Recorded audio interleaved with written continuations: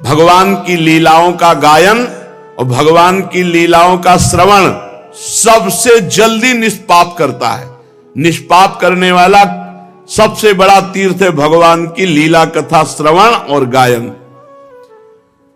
जिस समय पीछे पीछे ग्वाल वाल यश गान करते चल रहे हैं, आगे भगवान श्री कृष्ण की घुंघराली अलकावली गौओं के खुरों से उड़ उड़ करके रज, माथे पर अलकावली पर, सिर पर मोर पंख का मुकुट और केश पास में सुंदर जंगली पुष्प सखाओं ने गूथे, नेत्रों में मधुर चितवन, मुख पर मनोहर मुस्कान और मधुर मधुर मुरली बजाते हुए ग्वाल बालों के साथ ब्रज में प्रवेश कर रहे हैं। गोपियां भाग करके मार्ग में खड़ी हो जाती, दिन भर इंतजार करती, शाम के जब देखती कि नेत्रों को जीवन दान देने वाले श्री कृष्ण आ रहे हैं। गोपियों ने अपने नेत्र रूपी भ्रमरों से भगवान के मुखारविंद का मकरंद रस पान करके दिन भर के विरह की जलन शांत की। भगवान ने भी उनकी तरफ प्रेम भरी चितवन से उनको सुख प्रदान किया। यशोदा मैया रोहिणी जी का हृदय वात्सल्य स्नेह से उमड़ रहा था। उन्होंने बलराम जी और भगवान श्याम सुंदर के घर पहुंचते ही इच्छानुसार उनको स्नान कराया, वस्त्र पहनाया, फिर खिलाया पिलाया। दोनों भाइयों ने माताओं का परोसा हुआ स्वादिष्ट अन्न भोजन किया। इसके बाद बड़े लाड़ प्यार से दुलार करके यशोदा और रोहिणी जी ने उन्हें सुंदर सैया पर सुलाया। भगवान श्री कृष्ण इस प्रकार वृंदावन में अनेकों लीलाएं करते। एक दिन अपने सखा ग्वाल बालों के साथ यमुना तट पर गए। उस दिन बलराम जी साथ नहीं गए थे। जब कोई विशेष लीला करनी होती थी तो बलराम जी को किसी न किसी बहाने से भगवान रोक देते थे। और दूसरी बात, ये भैया जी हैं, कद्रू के बड़े पुत्र हैं अनंत शेष भगवान, और उनके पुत्रों में है ये कालिया नाग भी। तो उस दिन बलराम जी को साथ नहीं लाए। जेठ महीना, गर्मी बहुत, अब अत्यंत प्यासे हो गए सब बछड़े गौएं सखा, और किसी को ध्यान नहीं रहा। काली दह में सबने पानी पिया, बछड़ों ने, सखाओं ने, गौएं गोपों ने, पीते ही सब मर गए। इतना जहरीला सांप था कि वो कुंड का कुंड पूरा यमुना जी का जहरीला था। यही अपने घर की बात है, काली दह। भगवान ने देखा कि ये तो बहुत गलत हो गया, हमारे सब परिकर तो पधार गए। कितनी बार पधार गए। हां, देखो आगासुर में, बकासुर में भगवान श्री कृष्ण चंद्रजू ने अपनी अमृत बरसाने वाली दृष्टि से तत्काल जीवित कर दिया। किसी को ऐसा अनुभव ही नहीं हुआ कि हम मर गए थे। सबको चेतना आई, आश्चर्यचकित होकर एक दूसरे को देख रहे, पर ऐसा नहीं पता कि श्री कृष्ण चंद्रजू की अमृत दृष्टि से हम जीवित हुए हैं। हम लोग तो विषैला जल पी जाने के कारण मर चुके थे। भगवान श्री कृष्ण चंद्रजू ने हमें जिला। भगवान की ऐसी लीला है, वो जनाना ना चाहे तो कोई जान नहीं सकता है। भगवान ने देखा कि ये महाविषधर कालिया यमुना जी के हमारे लीला स्थली को ये तो बहुत अशुद्ध कर दिया है। अब ना कोई आचमन कर सकता है। इतना जहरीला जल था कि ऊपर से कोई पक्षी उड़े तो उसकी भाप से मरकर उसी में गिर पड़े। ब्रह्मन भगवान श्री कृष्ण ने यमुना जी के अगाध जल में किस प्रकार सर्प का दमन किया, और कालिया नाग जलचर जीव तो था नहीं। ऐसी दशा में अनेक युगों तक यहां वृंदावन में काली दह में क्यों रहा। ब्रह्म स्वरूप महात्मन भगवान अनंत हैं, वे अपनी लीला प्रकट करके स्वच्छंद विहार करते हैं। गोपाल रूप से उन्होंने जो उदार लीला की वो अमृत स्वरूप है, उसका श्रवण करके बहुत सुख मिलता है। आप कृपा करके ये रहस्य वर्णन करें, यहां वृंदावन में क्यों रह रहा था ये कालिया। और कालिया कोई सांप, कोई जलचर जीव तो है नहीं, बराबर जल में ही क्यों रह रहा था। तो श्री सुखदेव जी ने कहा, परीक्षित, यमुना जी में ये विशाल कुंड है, इस विशाल कुंड में कालिया ने अपना निवास स्थान बनाया। इतना विषधारी था कि काली दह का पूरा जल ऐसे उबाल मारता था, खौलता रहता था। यहां तक कि उसके ऊपर उड़ने वाले आकाश में जो पक्षी हैं वो भी झुलस कर गिर के मर जाया करते थे। और उसके विषैले जल की नन्ही नन्ही बूंदें जब वायु ले जाती तो वृक्ष भस्म हो जाते आसपास के। ऐसा जहरीला सांप, एक छोटी बूंद भी जहां पड़ जाए वहां आग लग जाए, ऐसा जहरीला। पशु पक्षी लता वृक्ष सब नष्ट हो रहे थे आसपास के। भगवान ने कहा है मेरी लीला विहार स्थली, इस दुष्ट का तो दमन करना ही पड़ेगा। जब उन्होंने देखा कि सांप का विष का वेग बड़ा प्रचंड भयंकर है, विष ही इसका महान बल है और मेरी विहार स्थली यमुना जी दूषित हो गई है, तो भगवान श्री कृष्ण ने खेल रचा। आओ भाई सब कंदुक लीला खेलते हैं। और श्री दामा का कंदुक था, गेंद था। भगवान ने लिया, सीधे घुमा के मारा, काली दह में गिरा। ए कन्हैया हमारा गेंद, जैसे बच्चे, अब तो हमें गेंद चाहिए, तुझे गेंद चाहिए ना, मैं भी ला के देता हूं, चुप रहे। और भगवान ने फेंका इसीलिए था कोई बहाना मिले, और कमर में पीतांबर बांधी और संकल्प बनाया, एक कालिया अब भागना पड़ेगा तुझे, और ताल ठोकी और कूद गए जल पे। भयंकर विष, विष जल क्या विष एकदम। और भगवान के कूदने से जल और हिलोने मांगने लगा। 400 हाथ तक जल छिटका जब अचिंत महाशक्ति भगवान ताल ठोक करके कूदे और मतवाले गजरात की तरह डूबते हुए मथते जाते थे जल को। भगवान की भुजाओं की टक्कर से बहुत जल में शब्द हो रहा था, सो रहा था कालिया काली दह में। आंख से सुनने वाले काली नाग ने वो आवाज सुनी, कौन आ गया इतना बलवान की जीवित मेरे दह में घुसाया।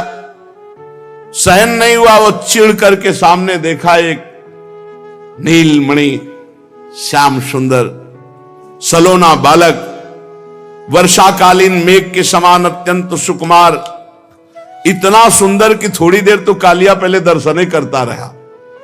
वक्षास्थल पर सुनहरी रेखा, पीतांबर धारण किए हुए, मंद मंद मुस्कुराकर भुजाओं से जल को ऐसे मार रहे। कालिया ऊपर से लेके चरण तक दर्शन किया। चरण मानो कमल की पराग की गादी हो नीचे के, इतना आकर्षक रूप की काफी देर तो वो रूप ही दर्शन करता रहा। फिर देखा ये मुझसे तनिक भी भयभीत नहीं हो रहा, मौज से मेरे विषैले जल में खेल रहा। तब उसको क्रोध आ गया और उसने सांप का बल पहले वो बंधन में बांधता है, भगवान को बंधन में बांधा और डसा मर्म स्थानों में। उसके सैकड़ों फण थे। भगवान श्री कृष्ण को नाग पास में बांध करके और अपने फण से डसा। अब तो ग्वाल बाल सब मूर्छित हो रहे हैं, क्योंकि इन ब्रजवासियों ने शरीर सुहृद धन संपत्ति स्त्री पुत्र भोग कामनाएं ये सब त्याग कर भगवान श्री कृष्ण को ही अपना मानते हैं। इसलिए ब्रजवासी सर्वश्रेष्ठ है। गाय बैल बछिया बछड़े सब दुख से डकराने लगे। श्री कृष्ण की ओर टकटकी बांधे हुए सब देख रहे हैं, सबका प्राण व्याकुल। इधर ब्रज में बड़े उत्पात शुरू हो गए। अब शकुन देखकर नंद बाबा ने कहा कि बलराम तुम आज यहाँ क्यों हो? श्री कृष्ण के जरूर कोई घटना घट गई, जरूर घटना घट गई। बड़े भय से व्याकुल हो गए। भगवान के प्रभाव को तो जानते नहीं, वात्सल्य भाव है। बस ये अपशकुन देखकर लगा कि आज तो किसी दैत्य ने श्री कृष्ण का जरूर अहित कर दिया। भय से व्याकुल हो गए, क्योंकि इन सबके प्राण मन सर्वस्व श्री कृष्ण ही थे। भागे ब्रजवासी, नंद बाबा, उपनंद, समस्त ब्रज गोपियां, बूढ़े बच्चे जवान सब।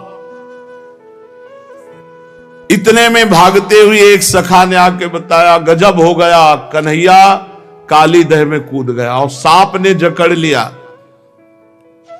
अब तो बलराम जी व्याकुल नहीं है, क्योंकि जानते हैं कि हमारे ऊपर शयन करने वाले सांप से तो उनको कोई भय है नहीं, और उनको विष से क्या भय है।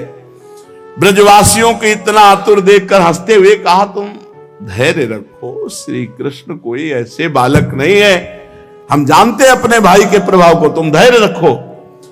लेकिन ब्रजवासी प्यार जो प्रभु से ही केवल किए हुए हैं, सब यमुना के समीप पहुंच गए, सब देख रहे। बाबा मैया तो कूदने ही वाले थे, बलराम जी ने जबरदस्ती बाबा को रोका, और युवतियों ने, ब्रज युवतियों ने, मैया तो भारी व्याकुल। जब दूर से देखा कि कन्हैया नाग पास में बंधे हुए, तो मैया तो बेहोश हो गई कुंड के समीप ही। नंद बाबा भी मूर्छित जैसे हो गए। भगवान मुस्कान भरी चितवन से इशारा कर रहे, सब शांत शांत शांत। लेकिन हर ब्रजवासी को, मेरे प्राण प्रिय श्याम सुंदर को सांप ने डस लिया, सांप ने कस लिया, मेरे तो प्राण वल्लभ जीवन सर्वस्व है।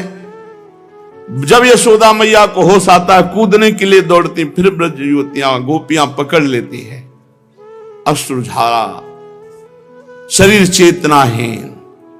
फिर ब्रज गोपियां कहती हैं कि सुनो, छठवें दिन पूतना को मारा था, आप बल तो याद करो, आपके लाला का कोई ऐसा बल नहीं कि सांप मार डालेगा। पर अधिकांश तो धीरज बंधाने वाले नहीं थे, सब मूर्छित पड़े हुए थे। नंद बाबा के तो प्राण श्री कृष्ण थे, जब देखा सांप ने पकड़ रखा है, बहुत विकल। बलराम जी ने बाबा आप समझो, ये हमारे श्री कृष्ण कोई, पर कौन समझने वाला। तो बलराम जी ने अपनी भागवती शक्ति का प्रयोग किया, सबको जड़ता भाव, कोई कदम आगे नहीं बढ़ा सकता, नहीं तो इतने प्रेम में कोई समझा नहीं, सब काली दह में डूब जाते। अपने भागवतिक बल से सबको जड़ता भाव प्रदान कर दिया, सब एक कदम नहीं चल सकते। अब भगवान ने देखा कि हमारे ब्रजवासी जन तो बहुत दुखी हो रहे हैं, और सांप जो है बहुत प्रफुल्लित है कि हमने बांध लिया और काट लिया। भगवान ने अपने शरीर को मोटा किया, जे हुई उसकी नसें टूटने लगी, छोड़ के अलग खड़ा हो गया। फिर आग बबूला होकर के कालिया नाग ने फुफकार मारते हुए भगवान के ऊपर चोट की, नथुनों से विष की फुहारें निकल रहे, यानी कि काटे तो जहर। कुछ सांप ऐसे होते हैं, ऐसे करते हैं तो धार जैसी विष की गिरती है। अब भी हैं ऐसे कुछ सर्प हैं, लाल लाल आंखें किए मानो भट्टी तप रही हो, और मुख से लपटें निकल रही थी। काली नाग अपनी दोहरी जीभ लपलपा करके दोनों ओठों के किनारों को चाटता हुआ, विष उगलता हुआ भगवान के ऊपर प्रहार करता। और जैसे भगवान श्री हरि के वाहन गरुण जी सांपों से खेलते हैं, ऐसे श्री कृष्णचंद्र जो खेल रहे, पैतरा बदलते वो प्रहार करता, अपने को बचाते। और ऐसे पैतरा बदलते कि हर बार उसके फड़ों पर भगवान थाप का प्रहार करते। अब उसका बल क्षीण होता गया। भगवान ने मारी थाप और छलांग लगाई और चढ़ गए फड़ों पर। कालिया का कितना सौभाग्य, जो मुनियों के हृदय में भी ध्यान में नहीं आते, वो सीधे चरणारविंद मस्तक पर। कालिया के मस्तक पर लाल लाल मणियां थी, सर्प मणि। उन मणियों से भगवान के चरणों की और शोभा हो गई। नृत्य गान समस्त कलाओं के आदि प्रवर्तक जगत गुरु भगवान श्री कृष्ण नृत्य करना चाहते हैं, ये देख करके देवता गंधर्व अपने अपने संगीत वाद्य और भगवान उसके सिर पर नृत्य करने लगे। नृत्य के आचार्य आदि प्रवर्तक है, सब विद्याएं इन्हीं से प्रकट हुई। भगवान के प्यारे भक्त गंधर्व सिद्ध देवता चारण देवांगनाएं जब देखा भगवान नृत्य करना चाहते हैं, तब बड़े प्रेम से मृदंग ढोल नगाड़े दुंदुभियां पुष्पों की वर्षा करते हुए ये सब बज रहे, ताल के साथ भगवान नृत्य कर रहे उसके फड़ों पर। अखिल ब्रह्मांडों का भार लिए हुए भगवान उसके फड़ो, नस नस टूट गई, सारा अभिमान चूर चूर हो गया, मुख से खून उगलने लगा। और जो फण नहीं झुकाता तो ऐसी ठोकर मारते नाचते हुए एड़ी की बस खून उगल देता। प्रचंड दंडधारी भगवान के चरणों की चोट से कालिया नाग की जीवन शक्ति क्षीण हो गई, मुंह से नथुनों से खून उगलने लगा, चक्कर काटकर बेहोश हो गया। तनिक चेत होता, जहां आंख खोलता विष उगलता, भगवान जोर से चरणों की ठोकर मारते उसके फणों पर। नाचते नाचते भगवान ने उसका सब बल और अहंकार रौंद डाला। पुराण पुरुष महाबली भगवान श्री कृष्ण के चरणों पर खून की बूंदें ऐसी पड़ी थी मानो कालिया ने रक्तमय पुष्पों से भगवान के चरणों की पूजा की हो। तच्चित्र तांडव विरुगुण फलात पत्रो रक्तम मुखैरुर्वमन नृप भग्न गात्र स्मृत्वा चराचर गुरुम पुरुषम पुराणम नारायणम तमरणम मनसा जगाम। भगवान तांडव करते हुए फणों को उसके ऊपर छिन्न भिन्न हो गए।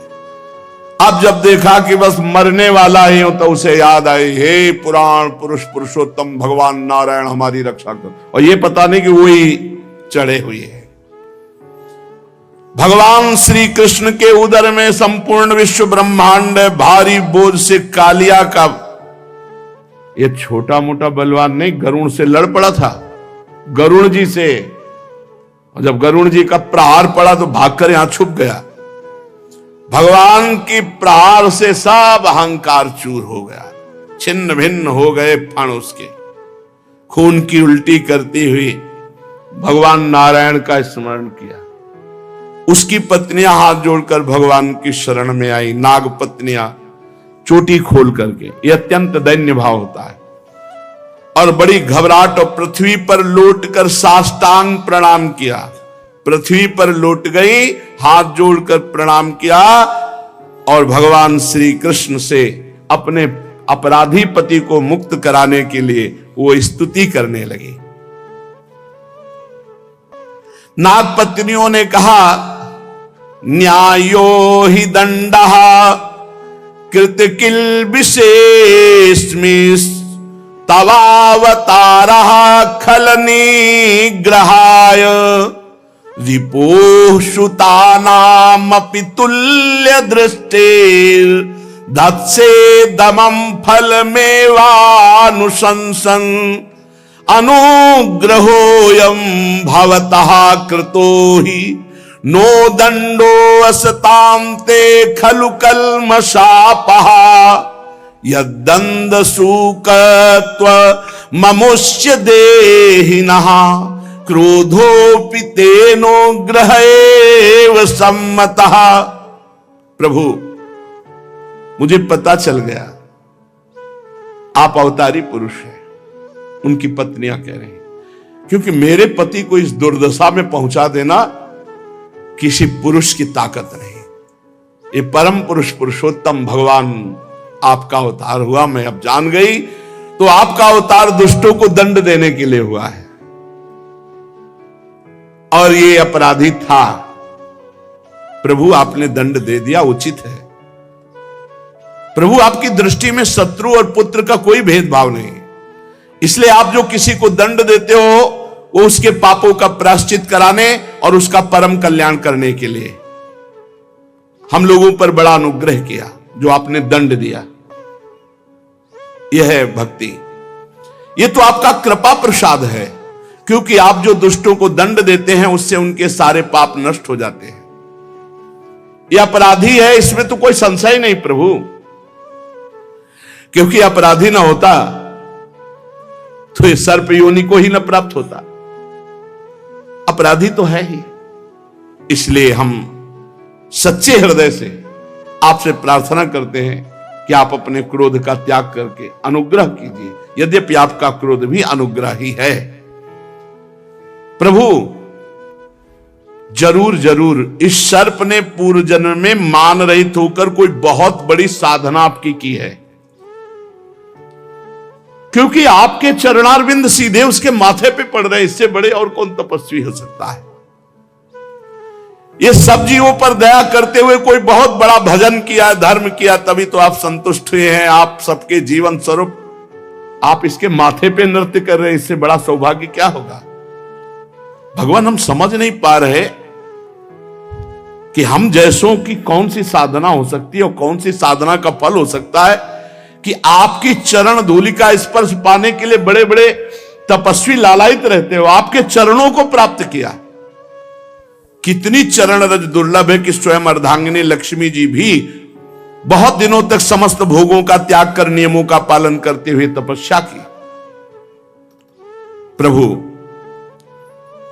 जो आपके भक्त है, चरण अनुरागी हैं, वो न नाक पृष्ठम न च सार्वभौमम न पारमेष्ठ्यम न रसाधिपत्यम न योग सिद्धि पुनर्भवम वा वांछन्ति यत्पादरजः प्रपन्नाः तदेश नाथाप दुरापमन्यैस् तमोजनिः क्रोधवशोऽप्यहीशः संसार चक्रे भ्रमतः शरीरिणो यदिच्छतः स्यात् विभवः समक्षः। नमस्तुभ्यं भगवते पुरुषाय महात्मने भूतावासाय भूताय पराय परमात्मने ज्ञान विज्ञान निधये ब्रह्मणे अनंत शक्तये अगुणाया विकाराय नमस्ते प्राकृताय च कालाय कालनाभाय कालावयव साक्षिणे विश्वाय तदुपदृष्टे तत्कर्ते विश्वहेतवे। नागपत्नियां विनय कर रहे, हे प्रभु, आपके चरण कमलों की धूल की शरण जो ले लेते हैं उनको ऐसा आनंद प्राप्त होता है कि वो स्वर्ग का राज्य नहीं चाहते, वो पृथ्वी की बादशाही नहीं चाहते, वो रसातल का राज्य नहीं चाहते, वो ब्रह्मा का पद नहीं चाहते, वो अणिमाद योग सिद्धियां नहीं चाहते, यहां तक कि जन्म मृत्यु से छुड़ाने वाले कैवल्य मोक्ष की भी इच्छा नहीं करते। स्वामी, ये नागराज तमोगुणी योनि में उत्पन्न हुआ है, अत्यंत क्रोधी है, फिर भी इसको आपकी परम पवित्र चरण रज प्राप्त हुई, जो दूसरों के लिए सर्वथा दुर्लभ है, जिसको प्राप्त करने की इच्छा मात्र से संसार चक्र में पड़े हुए जीव को संसार के वैभव संपत्ति की तो बात ही क्या, मोक्ष की भी प्राप्ति हो जाती है। प्रभु, हम आपको प्रणाम करते हैं। आप अनंत एवं अचिंत्य ईश्वर के नित्य निधि हैं। आप सबके अंतःकरण में विराजमान होने पर भी अनंत हैं। आप समस्त प्राणी और पदार्थों के आश्रय, सब पदार्थों के रूप में विद्यमान हैं। आप प्रकट से परे स्वयं परमात्मा हैं। हम आपको नमस्कार करते हैं।